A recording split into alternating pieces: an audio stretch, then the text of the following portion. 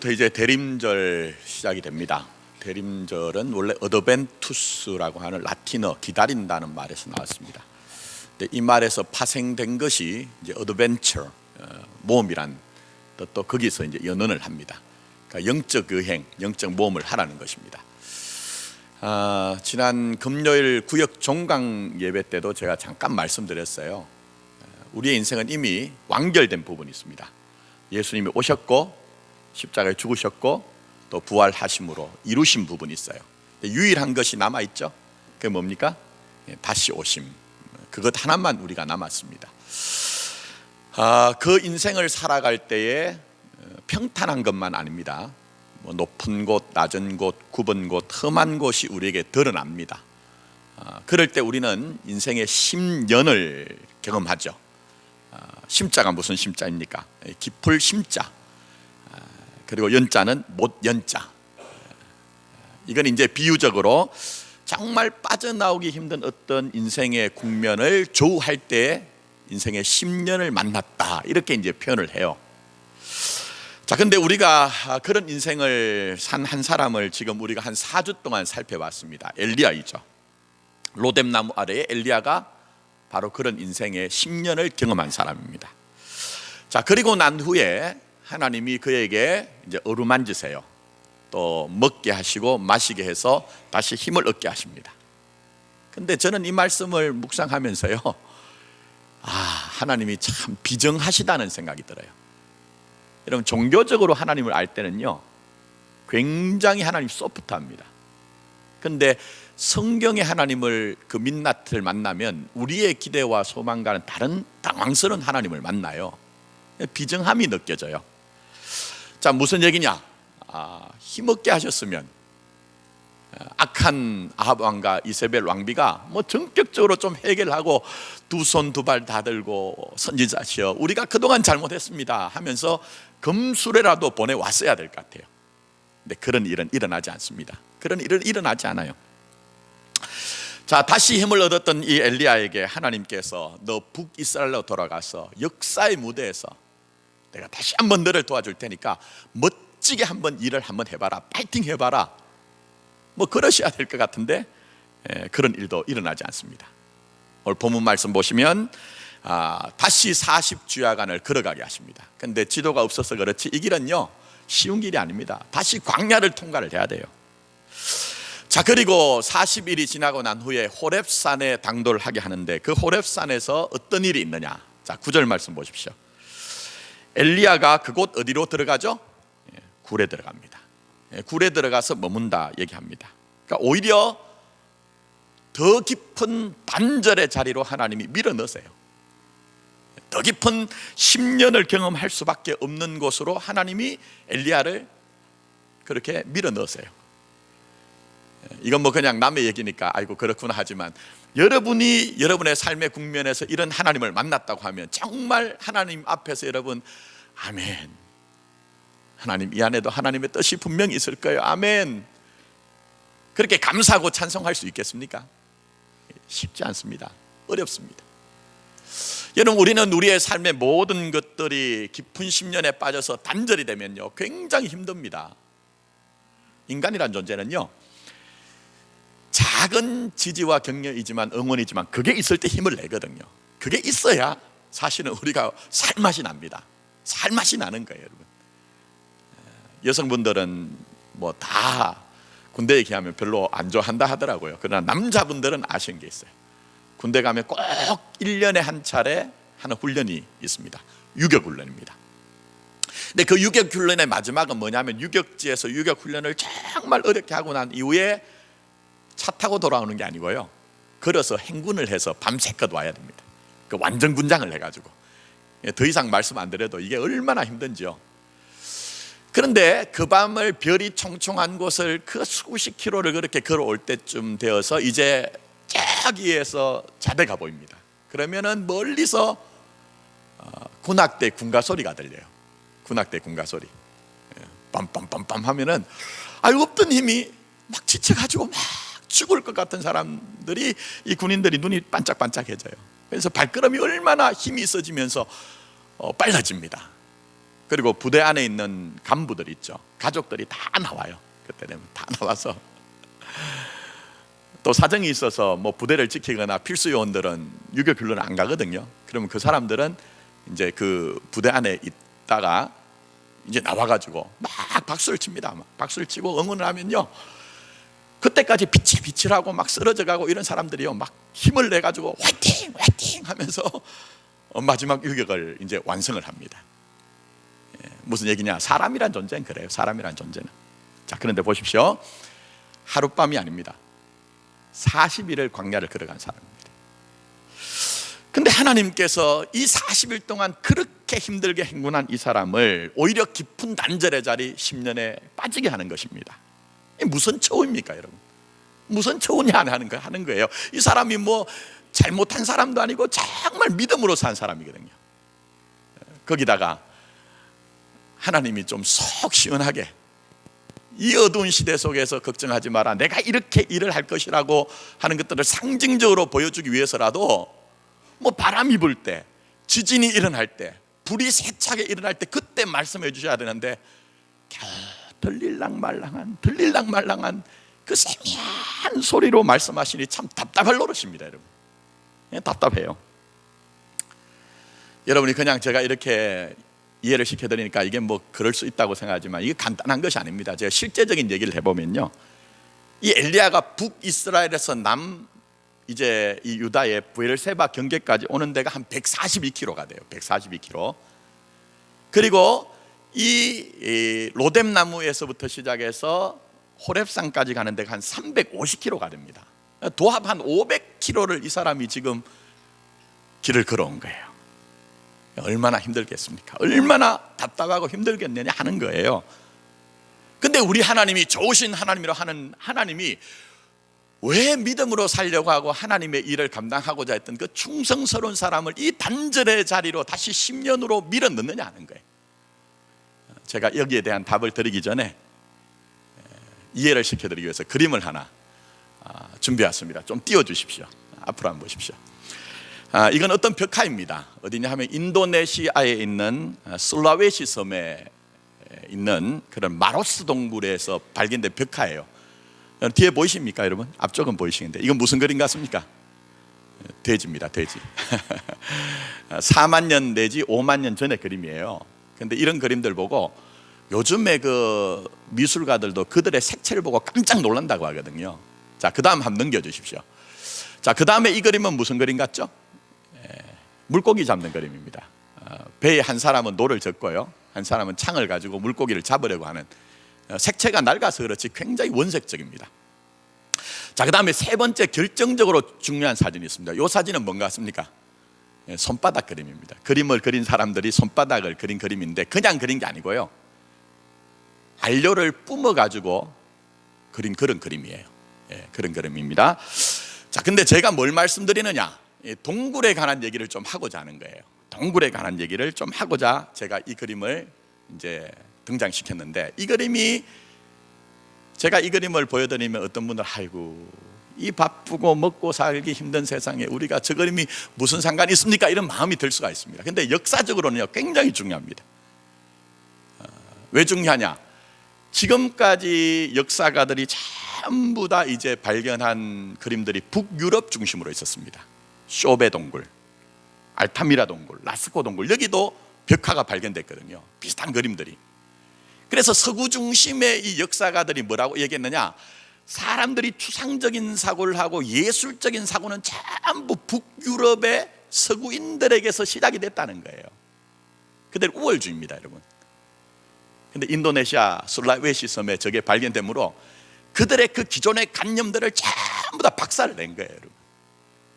근데 저는 그런 얘기 하자는 게 아니고요, 동굴 얘기를 하자는 거예요. 동굴 얘기. 4만 년 5만 년 전의 사람은요 선사시대 사람이에요. 동물과 별반 다르지 않아요. 척박한 삶의 환경에서요 생존이 그들에게 절대절명의 과제였어요. 하루 한 끼 먹고 사는 것이 정말 그들에게 최고의 가치였거든요.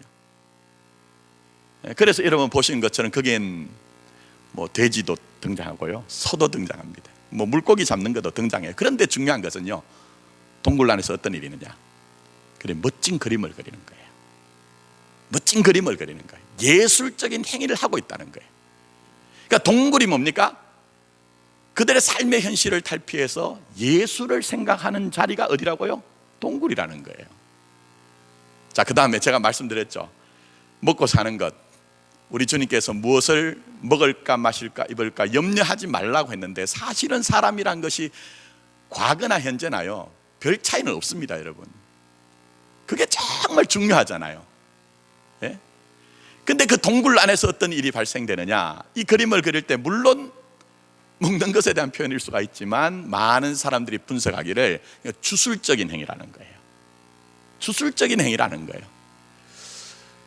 우리가 우리의 힘과 능력으로 도무지 각박하게 살아봐도 우리의 인생의 문제를 해결할 수 없으니, 뭔가 절대적인 존재가 이것을 좀 도와줬으면 좋겠다는 어떤 종교적인 관념이 탄생한 곳이 어디라고요? 동굴이라는 거예요, 여러분. 자, 그 다음에 그림 하나, 마지막 그림 좀 보여주십시오. 확대한 사진인데 제가 말씀드렸습니다. 다른 그림은요 전부 다 색채를 그려서 채워서 그렸습니다. 근데 이 그림을 그린 사람들이 자기 증거를 남기기 위해서 그림을 그렸는데 어떻게 했죠? 다릅니다. 동굴 벽에다가 손을 대고 안료를 뿜어서 형태를 그리는데 비워서 흔적을 남기는 형식으로 이걸 했다는 거예요. 그러니까 여러분들은 제가 이렇게 설명드리면 그게 뭔가 하지만, 사실이 굉장히 중요한 것이 있는데, 내가 그린 대상과 나는 다르다는 것을 표현한 거란 거예요. 내가 지금 잡고자 하는 어떤 동물들과 인간은 전혀 다른 존재라는 존재 인식이 있기 때문에 이렇게 표현한 거라는 거예요. 그게 어디서 일어났다고요? 동굴에서 일어난 거예요. 그럼 여러분 어떤 느낌 오세요? 하나님이 그 믿음 좋은 사람, 한 번도 눈을 다른 곳에 돌리지 아니하고 하나님 하라고 하신 일들을 정말 충성스럽게 감당했던 이 사람, 왜 그 10년의 자리로 하나님이 몰아넣으시냐는 거예요. 아니, 그러면 이제 어루만지시고 먹고 마시게 해서 힘을 얻었으면 좀 전격적으로 대단한 일이 발생하는데, 더 단절의 자리, 10년의 자리로 하나님이 왜 몰아넣으시냐는 거예요. 마치 4만 년 전, 5만 년 전에 그 사람들이 동굴 안에서 자기들이 기존 살던 방식이 아닌 그 안에서 예술적인 것을 생각하고, 그 안에서 종교적인 것을 생각하고, 그 안에서 나라는 존재가 어떤 존재인가 하는 것들을 생각했던 것처럼 그 동굴의 자리가 변화의 자리라는 거예요. 진짜 삶이 전환되는 자리가 바로 이 동굴의 자리였다는 것을 우리에게 보여주고 계시는 거예요. 그럼 이게 우리와 무슨 상관이 있느냐? 여러분, 우리 살다 보면 유형적으로, 현상적으로 굴 안에 있는 건 아닙니다. 근데 살다 보면 우리 인생도 참 답답한 일 당할 때가 있어요. 그렇게 나와 지지하고 격려하고 응원하던 그런 관계들이 전부 다 끊어지면서 고립하고 방황하고, 나 혼자 나에 대해서 화가 나는 것이 아니라 하나님 나만 남았다고 하면서 하나님 앞에서 화가 나는 것 같은 그런 우리의 10년의 자리가 있더라는 거예요. 그게 여러분 우리 인생의 실상 아닙니까? 근데 그런 것 없는 것처럼 위장하고 포장하고 사는 것이 아니라, 오히려 하나님은 우리를 더 단절의 그 10년의 자리로 초청하심으로 말미암아 우리 안에 있는 것들을 다 드러내시면서까지도 우리의 그 마음의 10년에서 정말 하나님이 우리를 조화하기를 원하십니다. 그러면서 변화되기를 원하죠. 우리의 삶이 전환되기를 원하고 있습니다. 그래서 마치 4만 년 전에, 5만 년 전에 어떤 사람들이 그 동굴 안에 들어갔을 때에 더 높은 차원을 생각하고, 더 깊은 차원을 생각하고, 더 넓은 인생에 대해서 그들이 생각을 하고 모색을 했던 것처럼, 진짜 여러분 예수 믿는 것이, 예수 믿는 것으로 내가 나로 사는 것이 무엇인지를 알기를 원하는 것이 이 동굴의 삶 10년을 경험하는 그런 하나님의 뜻이 교회와 성도 가운데 있다는 거예요, 여러분. 전 그래서 여러분들이 예수 믿으면서 잘 됐으면 좋겠어요. 정말 제가 새벽마다 기도하는 것은요, 여러분들 이 땅에 살아가시면서 좀 염려 없는 삶이 됐으면 좋겠다 하는 마음이 있지만, 현실적인 것은 때때로 여러분들도 동굴 안에 있는 엘리야처럼 인생의 10년을 만날 때가 있더라는 겁니다. 고난 당하는 것을 어떻게 하라고요? 이상히 여겨라? 이상히 여기지 말라고 했잖아요. 오히려 그 순간에 나를 향한 하나님의 뜻이 무엇인가를 좀 생각했으면 좋겠다는 거예요, 여러분. 자, 그러면 4만 년, 5만 년 전에 어떤 무리들이 동굴 안에 들어가서 그들이 새로운 차원의 의식이 열린 것처럼 이 엘리야에게 하나님께서 이 동굴 안으로 밀어 넣으시고 거기서 삶의 10년을 마주치게 할 때에 거기에서 일어나기를 원하는 변화가 무엇일까요? 거기서 일어나기 원하는 변화가 과연 무엇일까요? 한마디로 정리하면 내려놓으라는 거예요. 내려놓으라는 거예요. 그게 바로 엘리야가 동굴 안에 거기에 처하게 된 그 이유라는 것입니다. 여러분, 사실이 보시면은 엘리야가 물리적으로 현실적으로 단절되죠, 동굴 안에. 근데 이건 상징적으로요, 영적으로도 정신적으로도 단절됨으로 말미암아 뭔가가 새로워지는 거예요. 그게 바로 내려놓는 것입니다. 과거의 나를 과감하게 단절하고 내가 원하는 나를 과감하게 내려놓고 정말 내가 원하지 않는 것일지라도 하나님의 뜻이라고 하면 그 안에 있는 내 인생을 깨끗하게 승복하고 깨끗하게 수용하고 깨끗하게 인정하라는 거예요. 그게 바로 엘리야의 인생에 있어서 동굴이 베풀어진 그 이유라는 거예요. 여러분, 충분히는 아니지만 몇 주간 우리 엘리야가 어떤 사람인지 살펴봤죠. 우리가 요즘 말로 하면요, 엘리야는 비전이 큰 사람이에요. 비전이 어마어마하고 포부가 대단한 사람이었습니다. 그래서 그가 고백했던 것이 로뎀나무 아래서 내 생명 좀 거두어 주십시오. 내가 내 조상들보다 못하다고 했잖아요. 그건 평소에 이 엘리야의 의식 속에 하나님께서 무명의 나를, 이름 없는 나를 이 역사 무대 공간에 불러내셔서 하나님의 일을 맡기시고 대단한 어떤 기적과 이적을 베풀어 주실 때는 그는 그 조상들보다 낫다고 생각했다는 거예요. 나는 한번 멋지게, 그들은 그 정도 인생에 머물렀을지 모르지만 나는 정말 멋지게 한번 이 일을 완성할 수 있다고 생각했다는 것이 바로 내 조상들보다 못하니 생명을 거두어 달라고 하는 역설적인 그런 얘기라고 말씀을 드렸잖아요. 그게 바로 엘리야였습니다. 근데 동굴 안에 들어간 엘리야 어떻게 변화될까요? 어떻게 될까요, 여러분? 다 내려놓습니다. 하고 싶어 하는 것, 하고자 하는 것 다 내려놓고 있습니다. 그러므로 오늘 하나님께서 우리도 우리 자신의 삶의 10년의 어떤 일들을 만나면 하나님이 말씀하시는 것은 결론적으로 한 가지만 말씀드립니다. 내려놓아라. 내려놓아라. 내가 원하고 내가 하고자 하는 것 있다 할지라도 하나님의 뜻 안에서 하나님의 그 뜻이 있다면 내려놓으라고 하나님께서 우리에게 말씀하고 계시는 것입니다, 여러분. 자, 다시 한번 생각해 보십시오. 동굴 안에 엘리야가 뭘 만났을까요, 여러분?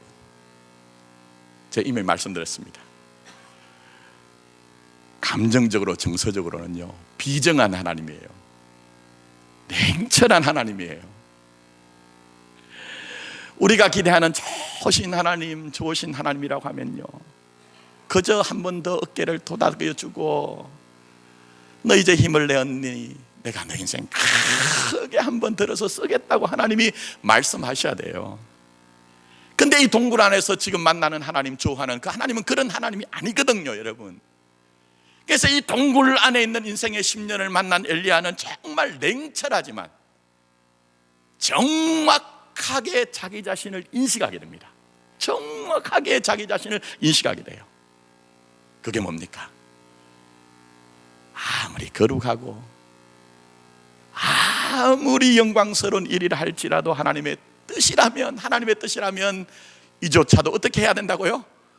내려놔야 되는구나. 이조차도 내려놓아야 되는구나. 이것 지금 깨닫고 있다는 거예요, 여러분. 자, 그래서 보십시오. 하나님이 세미한 음성으로 엘리야에게 쐐기를 박듯이 말씀하신 게 있습니다. 쐐기를 박듯이 말씀하신 게 있어요. 그게 15절부터 말씀이 기록되어 있잖아요. 다 보지 않고 16절, 지난주에도 봤는데 중반절 한번 보세요. 또 아벨 모홀라 사밧의 아들 엘리사에게 기름을 부어 어떻게 하라고요? 너를 대신하여 나는 아직 하지 못한 일이 있어요. 나는 지금까지 그 목표를 향해서 끊임없이 달려왔고 그것을 전부 다 완결함으로 말미암아 내 포부를 완성해야 된다는 그 염원 속에서 어떤 것에도 흔들리지 않았어요. 작은 소리로 들리는데 너를 대신해서 엘리사가 한다는 거예요. 무슨 얘기입니까? 그만하면 됐다. 고집 좀 내려놓고 내 뜻이 너의 한계이니 그 정도면 됐다고 하나님이 그렇게 말씀을 하시는 거예요. 근데 여러분, 동굴 안에 그 깊은 하나님을 만난 이 엘리사, 그 세미한 음성이 바로 그것이거든요.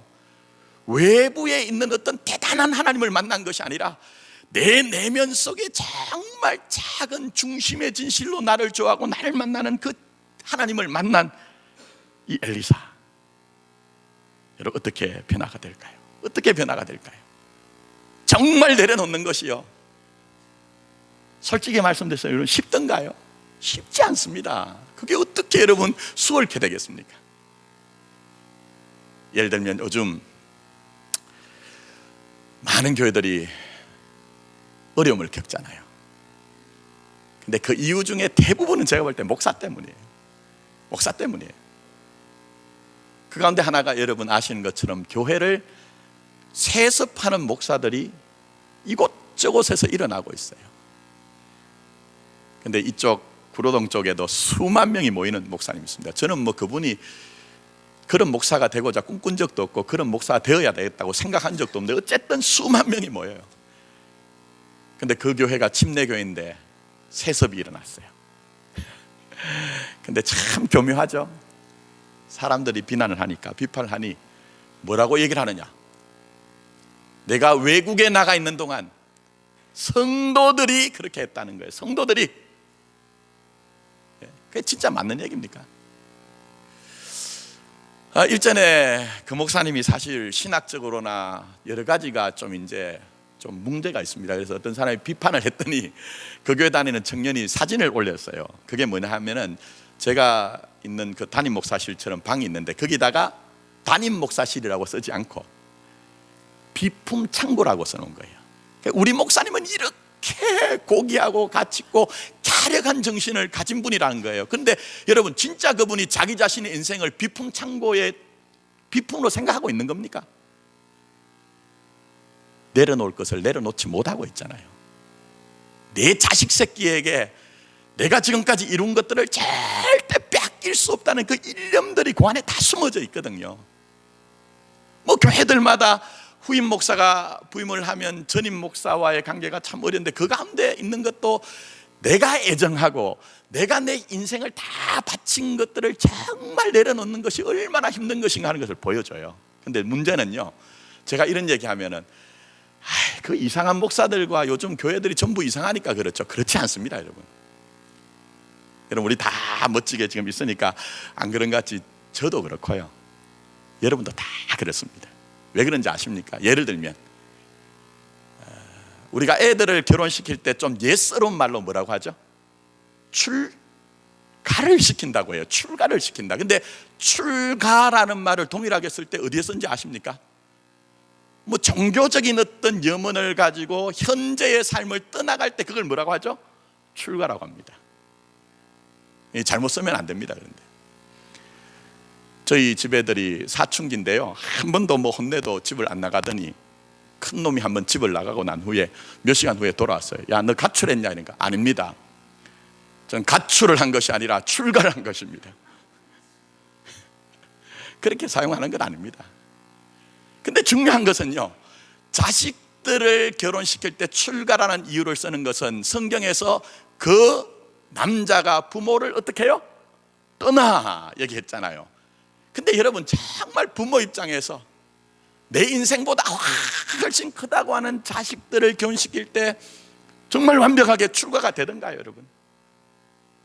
쉽지 않습니다. 저는 아직은 모르겠어요. 아직은 어리기 때문에 모르겠는데 제 친구들이 모이면 좀 빠른 친구들은요, 여식들, 여자 딸애를 둔 친구는 뭐 대학교 졸업반 또 직장생활 하는 친구들이 있는데 한 번은 그런 얘기를 해요.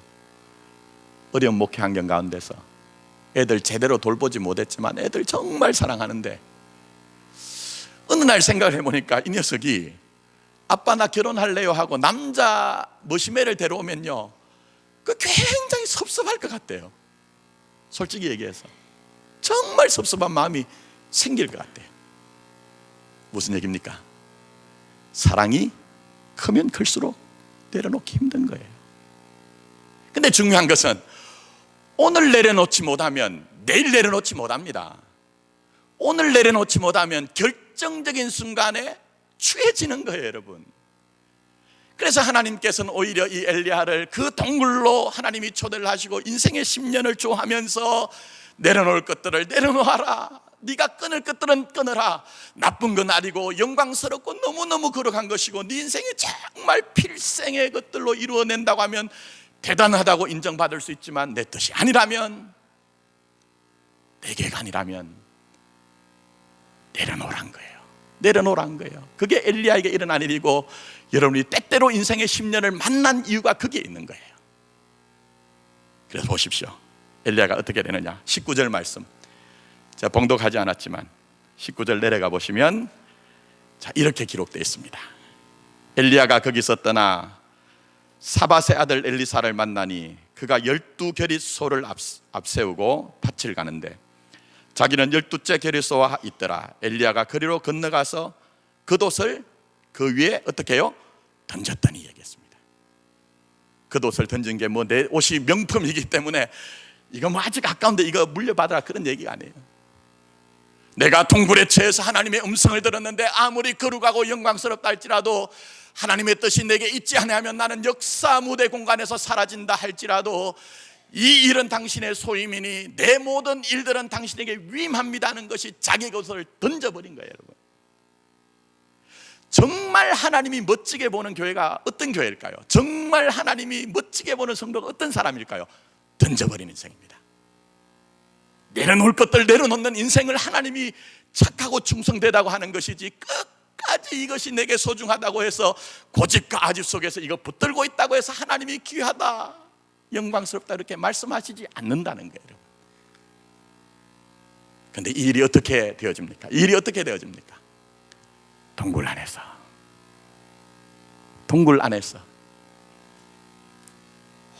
세미한 가운데 하나님의 음성을 들은 사람, 정말 깊은 내면에서 살아계신 하나님, 역사하는 하나님, 말씀하시는 하나님에게 일어날 수 있는 일이 바로 내려놓음이란 거예요. 저는 우리 교회가 또 오늘 예배 가운데는 저와 여러분들이 하나님 앞에 내려놓을 수 있는 믿음이 되기를 원합니다. 내려놓을 수 있는 믿음이 되기를 원하는 거예요. 그래서 보시면 모양은 다를지라도 모세와 엘리야는 굉장히 중요한 부분을 얘기합니다. 여러분, 모세와 엘리야와 모세에게 동일한 점이 하나 있습니다. 그게 뭔지 아십니까? 그들의 인생에 호렙산이 있다는 거예요. 근데 두 분이 다 달라요. 참 아이러니합니다. 자, 모세는 어떻습니까? 하나님 앞에 하지 못하겠습니다 하는데 그 호렙산에 하나님 떨기나무 불꽃 가운데 만난 하나님은 어떻게 해요?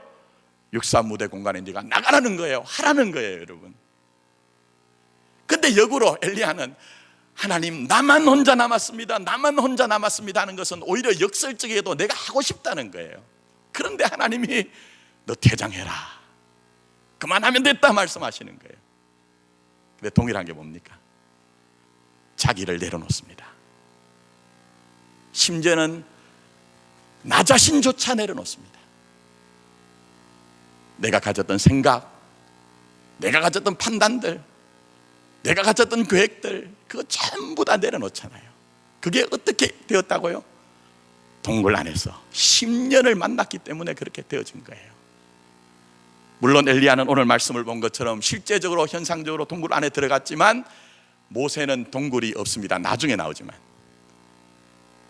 근데 중요한 것은 이 모세도 자기 인생의 깊은 10년을 경험합니다. 언제입니까? 인생 초기의 40년은 애굽의 왕자로서 모세스 사람들에게 엄청난 찬사를 받습니다. 요세푸스 그 역사책을 읽어보면요, 이 모세가 고대 근동에 정복 전쟁을 나가서 승리했을 때 온 애굽인들이 나와가지고 종려나무 가지를 꺾고 모세스 그렇게 환호를 했다고 하거든요. 근데 중간 40년 어떻습니까? 성경의 기록도 제대로 나타나지 않아요. 성경의 기록도 제대로 나타나지 않아요. 사도행전 7장 22절에는 이렇게 모세에 대해서 기록됩니다. 모세가 애굽 사람의 모든 지혜를 배워 그의 말과 하는 일이 능하더라고 했어요. 말 못하는 사람이 아니었어요, 여러분. 근데 그가 불꽃 가운데 계신 하나님을 만났을 때 그가 뭐라고 핑계댑니까? 나는 입술이 둔하다고 하잖아요. 무슨 얘기입니까? 현대적으로 얘기하면 자존감이 바닥에 떨어지고, 자존감이 정말 바닥에 떨어지고 대인공포증이 와가지고 말도 제대로 하지 못한 어느 장애가 왔을 정도로 인생의 10년을 경험했다는 거예요. 근데 중요한 건 뭡니까? 그 인생의 10년을 조하고 난 이후에 이 모세가 끝까지 고집하지 않습니다. 나는 나를 볼 때 도무지 하지 못하는데 하나님이 부르셨다고 하면, 하나님이 말씀하셨다고 하면 이 일조차도 하나님이 감당하시기 것이 분명하기 때문에 하겠습니다, 이렇게 되는 거예요. 모양은 다를지라도 다 내려놓고 있잖아요. 자기를 내려놓고 있잖아요. 그래서 동굴은 다른 것이 아니라 십자가입니다. 왜 십자가입니까? 우리가 다른 것들을 전부 다 부인해 봅니다. 세상도 부인해 봅니다. 심지어는 그 세상 가운데 살아갈 때에 좋은 것조차도 다 부인해 보지만 마지막 순간에 우리에게 등장하는 십자가 뭡니까? 우리 주님께서 너희가 나를 따르려면, 쫓으려면 자기를 어떻게 하라고요? 자기를 부인하고 얘기했잖아요. 그래서 여러분, 우리 인생의 10년을 만날 때마다 쉬운 일 아닙니다. 아프고 방황하기도 하고 엘리야처럼 분노도 일어나지만, 그러나 결정적으로는 그 동굴, 그 십자가에서 자기를 부인하는 일이 우리 가운데 일어나더라는 거예요. 그것이 교회이고 성도라고 분명히 말씀하고 계시는 것입니다. 이제 말씀했습니다. 다 괜찮게 사시는 것처럼 보입니다, 제가 볼 때는. 그러나 인생의 속살에는 누구나 자기 마음속에 10년을 품고 있습니다. 현상적으로는 경제 문제일 수 있고요, 자식의 문제, 가족의 문제, 관계의 문제, 또 직장 다니면서 겪고 있는 일들. 어떤 분들은 하나의 일일 수가 있고 복합적인 일일 수가 있지만, 그러나 중요한 것은 여러분이 정말 하나님 앞에 부름받은, 구원받은 하나님의 백성이면 10년은 멸망의 자리가 아닙니다. 10년은 우리 인생이 변화돼요. 우리 인생이 전환돼요. 내려놓을 것, 내려놓는 자리가 바로 동굴 10년의 자리인 것입니다. 나쁜 것만 아니에요. 사도 바울이 뒤를 돌아보지 아니하고라고 할 때는 그가 이뤘던 엄청난 업적들, 전도를 해서 수많은 곳에 교회를 세우고 수많은 사람들을, 믿는 사람 만들었던 그 좋은 일들조차도 뒤에 있는 것은 잊어버리라고 하라고 얘기했습니다. 아무쪼록 이 한 해 이제 보내시면서 우리 주님 앞에서 우리 교회는, 우리 자신은 내려놓을 것들이 무엇이 있는지를 잘 살펴보시고 인생의 국면에서 10년의 자리, 그 십자가의 자리에서 우리가 우리 자신을 부인하고라는 일들이 일어나서 주 뜻을 이루어가는 교회와 성도가 되기를 예수님의 이름으로 축원합니다. 기도드리겠습니다.